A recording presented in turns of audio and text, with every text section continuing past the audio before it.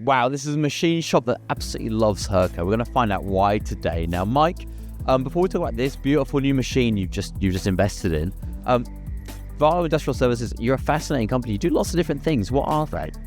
We are predominantly a small batchwork business that produce precise, complex components for a variety of industry sectors.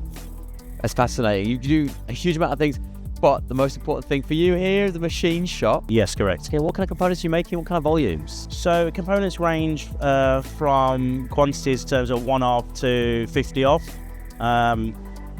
Different varieties of materials, ferrous and non-ferrous, majority engineering steels. Yeah, absolutely. Engineering steels, tough materials? Correct, tough materials, yeah. And you're clearly a machine shop that likes Hurco. We certainly are, yeah. We find that the machines are excellent quality. They're adaptable, flexible. They do everything that we need them to do. Yeah, absolutely. As a company that likes standardization, you've got mostly VM30s. Correct. We're here in front of one of the newer machines in the range. Correct. A VM10i. Yeah. Why did you go for this slightly smaller machine? It was purely down to footprint. As you can see, we are fully stacked out with Hurcos. We wanted one more to fit in the only space we had left, and the VM10, fit the business model. We still maintained the same features as we do on the VM30s, albeit just in a smaller footprint. So, for example, we've got the 24-tool turret changer, we've got the through coolant spindle, we've got the dual screens, everything that we want from a machine. Yeah, absolutely. We'll talk about the screens in just a second. And let's talk about the jobs you're actually doing right now. This is a 50 off, right?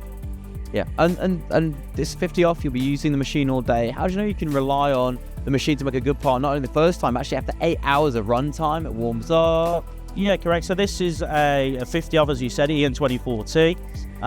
We have, on this particular machine, we've got the through coolant spindle, but we've also got that spindle chiller as well. Yeah, and how does that mean you can control the tolerances on not just the first part, but the 50th part? Yeah, it just means that we can run longer, harder materials, and predominantly quicker with the right tooling. Yeah, absolutely. Brilliant. And because you guys are doing lots of low volume stuff, you running the machine, there's a lot more human interaction, a lot more changeover, a lot more programming on the machine as well. How does the Hurco make that easy? Yeah, correct. These machines are so flexible and adaptable. The programming alone is, really user-friendly, really easy.